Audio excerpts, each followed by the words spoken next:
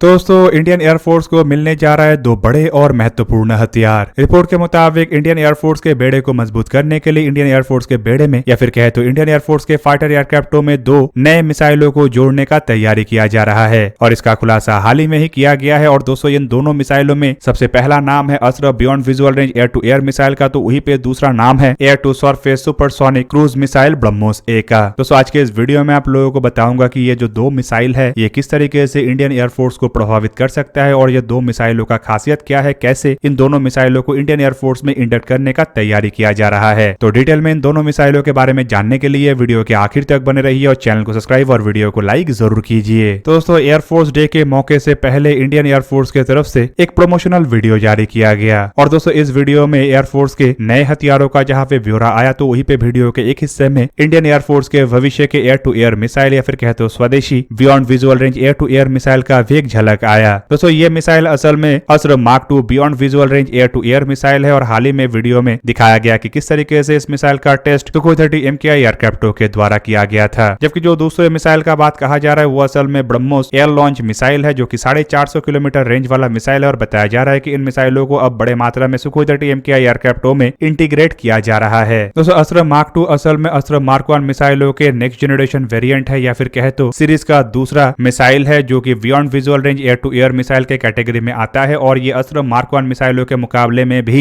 अधिक रेंज का मिसाइल है। अस्त्र मार्क 1 जहां पे 100 से 110 किलोमीटर के रेंज में काम कर सकता है तो वहीं पे अस्त्र मार्क 2 मिसाइल करीब 160 किलोमीटर के रेंज में टारगेटों को निशाना बना सकता है। और हाल ही के प्रमोशनल वीडियो में इन मिसाइलों को ही दिखाया गया और वीडियो के पहले हिस्से में मिसाइलों को लॉन्च करते हुए दिखाया गया। हालांकि इसमें मिसाइल के इग्निशन मतलब मिसाइल में इस्तेमाल होने वाले रॉकेट स्टार्ट करने का फुटेज नहीं है। रिपोर्ट में दावा किया जा रहा है कि अस्त्र मार्क 2 मिसाइलों को मई 2022 में ही टेस्ट किया गया है, पर दोस्तों इसे लेके अब तक कोई कंफर्म जानकारी नहीं है, मतलब ऑफिशियली इसे लेके कोई कंफर्मेशन नहीं आया है। पर दोस्तों एक तरीके से कहे तो ये जो प्रमोशनल वीडियो जारी हुआ है ये ऑफिशियल कंफर्मेशन का मोहर तो लगाता है लेकिन एग्जैक्ट टाइमलाइन नहीं बताता है कि कब इसका टेस्ट हुआ था। हालांकि कुछ रिपोर्टों में यह भी बताया जाता है कि अस्त्र मार्क 2 मिसाइलों का टेस्ट तो साल 2021 में ही ओडिशा कोस्ट में स्थित बालेश्वर के चांदीपुर इंटीग्रेटेड टेस्ट रेंज से किया जा चुका है और उस दरमियान मिसाइलों के ग्राउंड बेस्ड टेस्ट को अंजाम दिया गया था। और साल 2022 में मिसाइलों को लेके जो टेस्ट किया गया वो असल में इसके कैरेज टेस्ट था, मतलब मिसाइलों को किस तरीके से कैरी किया जा सकता है उसी का ही डेमोन्स्ट्रेशन 2022 में हुआ था। दोस्तों यहाँ पे आपके जानकारी के लिए बता दूं कि अस्त्र मार्क 2 160 किलोमीटर रेंज वाला एक ऐसा मिसाइल होगा जिसके बारे में फिलहाल उतना जानकारी नहीं है और ना ही इसका टेक्निकल स्पेसिफिकेशन के बारे में ऑफिशियली बताया गया है। पर दोस्तों ये जो मिसाइल है ये अस्त्र मार्क 1 अस्त्र IR मतलब 80 किलोमीटर रेंज वाला मिसाइल और अस्त्र के भविष्य के वेरिएंट अस्त्र मार्क 3 के जैसे सेम इजेक्टर लॉन्चरों का इस्तेमाल करेगा जिसे कि अस्त्र लॉन्चर कहा जाता है। और दोस्तों हाल ही के वीडियो में अस्त्र लॉन्चरों को भी दिखाया गया है जो बेसिकली ये साबित करता है कि मिसाइलों के साथ साथ इसके लॉन्च प्लेटफॉर्म को भी DRDO की तरफ से तैयार कर लिया गया है। दोस्तों अस्त्र मार्क 2 मिसाइलों में dual thrust pulse rocket motor का इस्तेमाल किया जा रहा है जो कि 160 किलोमीटर के रेंज में और करीबन 20 किलोमीटर के ऑल्टीट्यूड में काम कर सकेगा। रिपोर्ट के मुताबिक अस्त्र मार्क 2 मिसाइलों में इंडिजीनियस सीकर के साथ साथ एनहेंस जैमर रेजिस्टेंस का इस्तेमाल किया जाएगा जो कि मिसाइल के घातकता को और बढ़ाएगा। दोस्तों यहाँ पे आप लोगों को यह भी जान रखना चाहिए कि अस्त्र मार्क 2 मिसाइलों के रेंज को बढ़ाने के लिए ही इसमें डुअल पल्स रॉकेट मोटर को इंस्टॉल किया गया है और ये मोटर जो है ये काइनेटिक एनर्जी को भी बढ़ाएगा और मिसाइल के जो किल फेज है मतलब मिसाइलों के द्वारा जो आखिरी वक्त में टारगेट को हिट किया जाता है वहां पे मिसाइल के परफॉर्मेंस को भी बढ़ाएगा। दोस्तों फिलहाल अगर देखा जाए तो अस्त्र मिसाइल के प्रोजेक्ट के अंतर्गत 5 मिसाइलों को तैयार किया जा रहा है जिनमें सबसे पहला मिसाइल है अस्त्र मार्क 1 जो कि 154 किलोग्राम वजन वाले 3.84 मीटर लंबा और 178 मिलीमीटर डायमीटर वाला एक ऐसा मिसाइल है जो 15 किलोग्राम के वॉरहेड को कैरी करता है और इसमें रेडियो प्रॉक्सिमिटी फ्यूज का इस्तेमाल किया जाता है। मिसाइल में सॉलिड प्रोपेलेंट रॉकेट का इस्तेमाल किया गया है और ये 110 किलोमीटर तक टारगेटों को निशाना बना सकता है। मार्क 4.5 की रफ्तार में उड़ान भर सकता है और करीबन 20 किलोमीटर के ऑल्टीट्यूड में काम कर सकता है। मिसाइल में गाइडेंस के रूप में fibre optics gyro based internal navigation system और मिड कोर्स के लिए डेटा लिंक का इस्तेमाल किया गया है जबकि टर्मिनल फेज में ये एक्टिव रडार होमिंग का इस्तेमाल करता है। इन मिसाइलों को MiG-29 UPG, MiG-29K, Sukhoi 30 MKI, Tejas mark 1, mark 1A, Tejas mark 2 medium weight fighter, AMCA twin engine deck based fighter एयरक्राफ्टों में इस्तेमाल किया जाना है। प्रोजेक्ट का दूसरा हिस्सा है vertical launch short range surface to air missile जो कि नेवी के एक सरफेस टू एयर मिसाइल का प्रोजेक्ट है जिसमें अस्त्र मार्क 1 का ही इस्तेमाल किया जा रहा है और दोस्तों इसका फिलहाल ट्रायल को अंजाम दिया जा चुका है। तीसरा फेज है इसके अस्त्र मार्क 2 मतलब 160 किलोमीटर रेंज वाला मिसाइल जो कि ट्रायल फेज में है और इसका चौथा चौथा फेज है अस्त्र मार्क 3 मतलब 340 किलोमीटर रेंज वाला मिसाइल जो कि ट्रायल फेज में है। पांचवा फेज है इसका अस्त्र IR मतलब इंफ्रारेड गाइडेड मिसाइल जो कि 80 किलोमीटर रेंज वाला मिसाइल है और फिलहाल ये डिजाइन फेज में है। दोस्तों अस्त्र मार्क 2 मिसाइलों को लेके माना जा रहा है कि ये आने वाले सालों तक तैयार हो जाएगा और इंडियन एयरफोर्स में सुखोई 30 MKI और तेजस जैसे एयरक्राफ्टों में इसे सबसे पहले इंटीग्रेट किया जाएगा।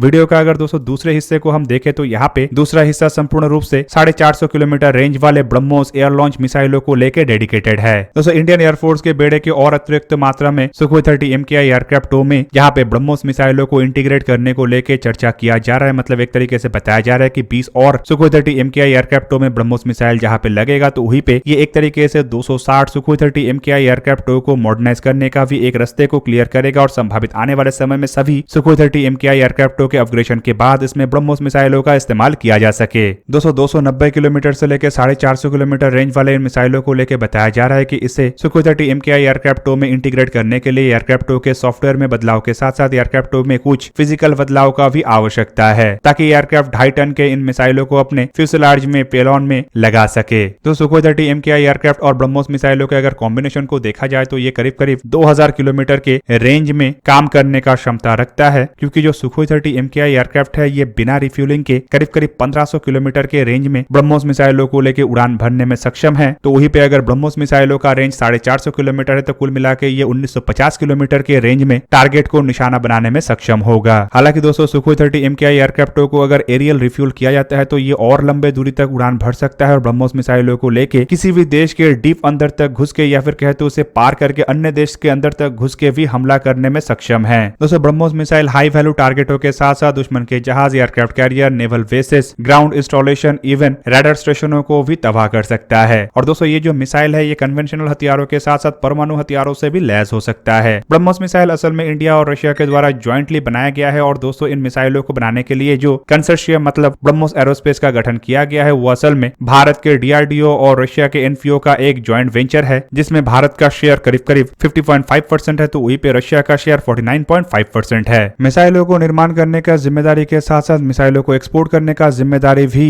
ब्रह्मोस एरोस्पेस के पास है। दोस्तों ब्रह्मोस मिसाइलों को अगर देखा जाए तो इसका फिलहाल इस्तेमाल इंडियन आर्मी, नेवी और एयरफोर्स की तरफ से जहाँ पे किया जा रहा है तो वहीं पे फिलीपीन की तरफ से भी इसका ऑर्डर दिया गया है। हालांकि इसके अलावा बताया ये भी जा रहा है कि कई सारे अन्य देश ब्रह्मोस मिसाइलों को खरीदना चाहता है और रशिया भी अपने जहाजों के बेड़े में ब्रह्मोस मिसाइलों को लगाना चाहता है। जिन देशों की तरफ से ब्रह्मोस मिसाइलों को लेकर इंटरेस्ट दिखाया जा रहा है उनमें Brazil, Brunei, Chile, Indonesia, Egypt, Malaysia, Oman, South Africa, Venezuela और वियतनाम शामिल है। दोस्तों ब्रह्मोस मिसाइलों को अगर देखा जाए तो इसे एक तरीके से मल्टीटास्किंग मिसाइल कहा जा सकता है, क्योंकि इन मिसाइलों को cruise missile, air launch cruise missile, anti ship missile, land attack missile, surface to surface missile, submarine launch cruise missile के रूप में देखा जाता है। और दोस्तों मिसाइलों के अगर स्पेसिफिकेशन को देखा जाए तो इसके लैंड बेस और शिप बेस वेरिएंट 3000 किलोग्राम के वजन का है, तो वहीं पे इसके एयर लॉन्च वेरिएंट करीबन 2500 किलोग्राम का है। मिसाइल का लंबाई 8.4 मीटर और डायमीटर करीबन 0.6 मीटर है। इसमें 200 किलोग्राम से लेकर 300 किलोग्राम के कन्वेंशनल और सेमी आर्मर पियर्सिंग या फिर कहे तो न्यूक्लियर वॉरहेड लगाया जा सकता है। इसमें फर्स्ट स्टेज में सॉलिड रॉकेट मोटर का इस्तेमाल किया गया है, तो वहीं पे सेकंड स्टेज में लिक्विड रैम जेट इंजन का इस्तेमाल किया गया है। प्रोपेलेंट के रूप में इसमें सॉलिड फ्यूल और लिक्विड फ्यूल दोनों का ही इस्तेमाल किया जाता है। और इसके अगर अलग अलग वेरिएंट के रेंज को देखा जाए तो इसके एयर बेस प्लेटफॉर्म से दागे जाने वाले मिसाइल मतलब ब्रह्मोस A का रेंज करीब करीब 350 से लेके 450 किलोमीटर तक है, जबकि इसके सी प्लेटफॉर्म से दागे जाने वाले मिसाइल का रेंज 600 किलोमीटर और सरफेस प्लेटफॉर्म से दागे जाने वाले मिसाइल का रेंज 700 किलोमीटर तक है। तो वहीं पे एक्सपोर्ट वेरिएंट 290 किलोमीटर तक है। यह मिसाइल समुद्र के सतह से 3 से 4 मीटर की ऊंचाई से जहां पे उड़ान भर सकता है, तो वहीं पे इसका रेंज मार्क 3 से अधिक है। हालांकि दोस्तों ब्रह्मोस मिसाइलों के कई तरीके के नेक्स्ट जनरेशन वेरिएंटों के ऊपर भी काम किया जा रहा है, जिनमें इसके एक्सटेंडेड रेंज वेरिएंट मतलब 800 किलोमीटर से 1500 किलोमीटर रेंज वेरिएंट का भी डेवलपमेंट किया जा रहा है, जो नियर हाइपरसोनिक मिसाइल मतलब मार्क 4.5 के रफ्तार में उड़ान भर सकेगा। ब्रह्मोस के NG वेरिएंट मतलब छोटे आकार के वेरिएंट के ऊपर भी काम किया जा रहा है, जो मार्क 3.5 के रफ्तार से उड़ान भर सकेगा और एक करीब करीब 1.5 टन का मिसाइल होगा। मतलब कन्वेंशनल ब्रह्मोस मिसाइलों के मुकाबले में आधा, तो वहीं पे एयर लॉन्च ब्रह्मोस मिसाइलों के मुकाबले में करीबन 1 टन हल्का होगा। और ये मिसाइल सुखोई 30 MKI एयरक्राफ्टों के अलावा Tejas mark 2, Rafale, MiG-29, Jaguar, AMCA जैसे एयरक्राफ्टों के द्वारा भी कैरी किया जा सकेगा। ब्रह्मोस 2 के ऊपर भी भारत के द्वारा काम किया जा रहा है। और दोस्तों ये एक हाइपरसोनिक मिसाइल होगा जो 600 किलोमीटर से 800 किलोमीटर रेंज के साथ साथ मार्क 8 के रफ्तार में उड़ान भर सकेगा। मतलब ये ध्वनि के रफ्तार के मुकाबले में करीबन 8 गुना अधिक रफ्तार और करंट ब्रह्मोस मिसाइलों के रफ्तार के मुकाबले में करीब करीब 3 गुना अधिक रफ्तार का होगा। हालांकि इसके अलावा एक प्रपोज्ड वेरिएंट ब्रह्मोस UCAV मतलब अनमैन कॉम्बैट एरियल व्हीकल को लेके भी है, जो एक तरीके का ऐसा मिसाइल होगा जो उड़ान भरने के बाद टारगेट में जाके अपने वॉरेट को दाग के फिर से वापस आ सकेगा और एक तरीके से रिकवर होकर फिर से एक बार यूज हो सकेगा।